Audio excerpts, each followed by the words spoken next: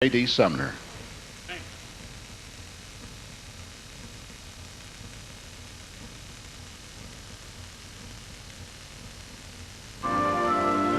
He was a wonderful guy, a great entertainer. He not only entertained the audience, he entertained the quartet he worked with. The only way Daddy could truly be happy was to let him sing and let him do what he loved doing. He wouldn't call himself great. I'm the one who did that. He considered himself an ordinary man. When them picked me up at the airport one day, and she didn't tell me, we got in the car and sat down, she said, "I got something to tell you." I said, "J.D. died." J.D. Sumner was born in Lakeland, Florida, November 19, 1924. His dad farmed in the summer and picked oranges and lemons in the winter.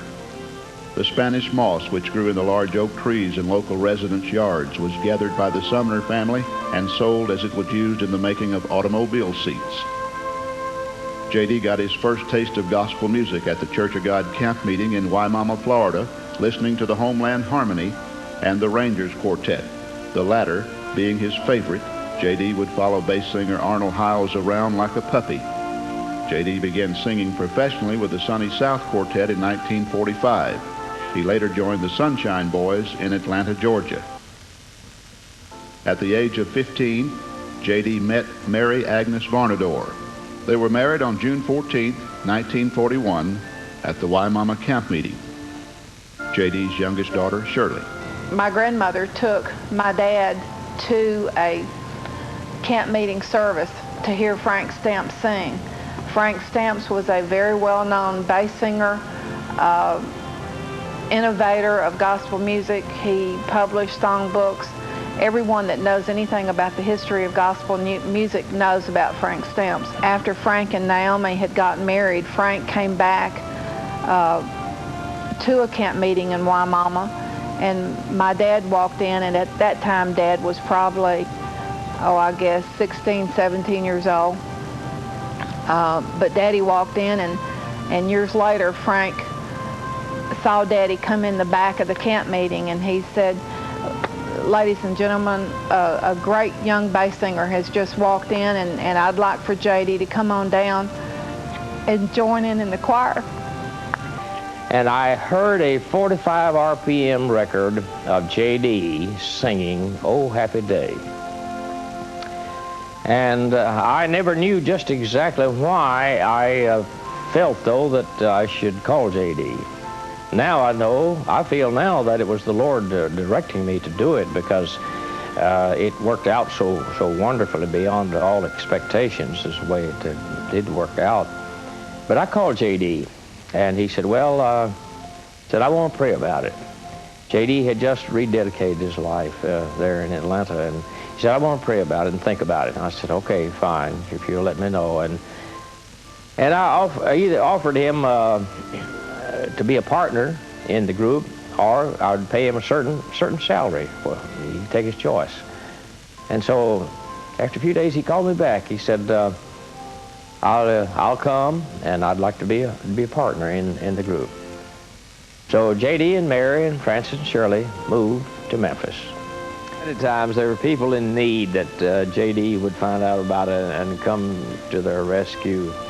So he was not only a taking person, he was more of a giving person than he was taking.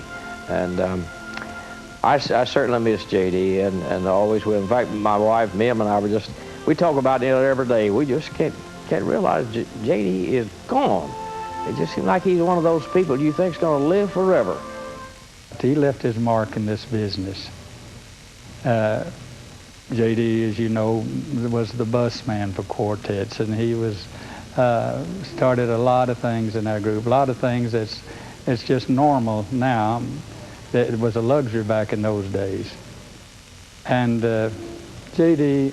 was a great man in my book. I'm a better man having known J.D. Sumner. J.D. Sumner had a loving heart. Eldest daughter Frances was adopted by J.D. and Mary when she was 4 years old. She reads from her memoirs some of the things her daddy told her. After we brought you home, we gave you a much-needed bath, dressed you in the new clothes we bought for you. In fact, they were the only clothes you had. We tried several times to get you to talk, but for some reason you would not say a word.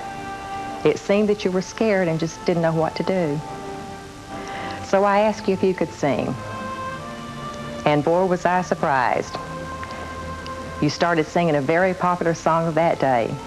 Lay that pistol down, girl, lay that pistol down. Pistol packing mama, lay that pistol down. And boy, could my daddy sing it. That wasn't a very good idea for me to sing that kind of song to a Southern gospel man. Then he goes on to say, we would put you in the car between us, take you for a drive downtown. And all the time, I would look at you and say, this is your new mama, and I am your new daddy.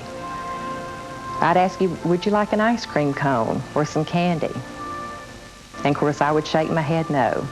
So then finally we get in town and we're walking up and down the street. We go in front of a furniture store, and I saw this beautiful rocker. And I pointed to the rocking chair in the window. You told us you wanted it. I declare I went in, spent all of our grocery money on that little chair, and had to borrow money that week to buy groceries. For some reason, J.D. Sumner had a premonition his time was not long in this world. He had told several of his friends in conversation before his death that he didn't have much time left. He also said that he wouldn't make it to the 1999 Grand Ole Gospel Reunion. In some way, this feeling was seemingly being felt subconsciously by J.D.'s family. His daughter Frances was packing for a trip to Myrtle Beach, South Carolina to join her daddy for his 74th surprise birthday party. For some reason, I just couldn't seem to get all my clothes together. Nothing seemed the right thing to take at the time. And I even told my sister, I said, I looked at the suitcase and everything I was taking was black. And I said, I need something with a lot of color to it. You know, I just feel like I'm going to a funeral. This is what I told her on the telephone the day before. And so the phone rang. It was early in the morning, and Daddy's manager, Jack, was on the other end. And he never calls, Jack doesn't. And so I knew that something must be wrong with Daddy, because I had spoken with Daddy 4 days before he died and tried to encourage him to go to the doctor with this bronchitis he had. Shirley had asked me, you know, if I would say something to him, because she couldn't get him to do anything about the sickness. So he had promised me he'd go see the doctor if it got any worse, you know. So when Jack called, I thought, well, something must be wrong with Daddy. And he commenced to tell me that Daddy had passed away in his sleep that morning. And of course, I was so devastated, I don't think I even said anything to poor Jack. I just laid the phone down, started bawling. My husband came to the phone, you know. And of course, all I could think of was I just couldn't believe it, you know. He was just bigger than life.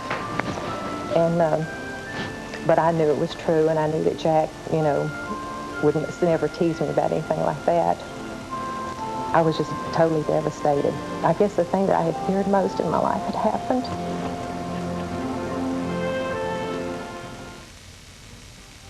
I don't know where you go when that happened, but I remember just, you know, losing it and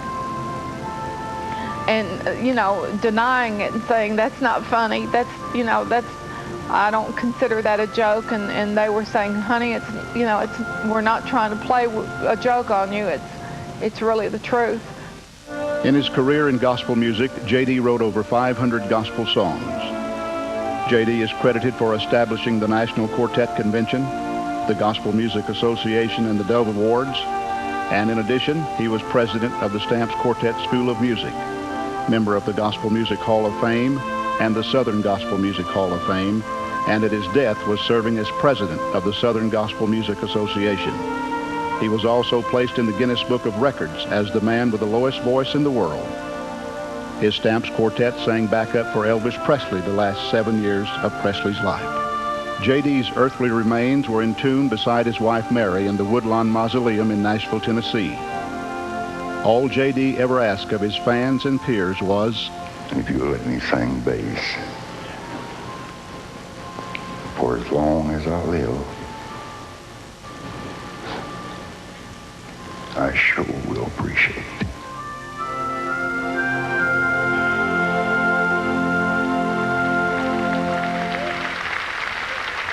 Thank you.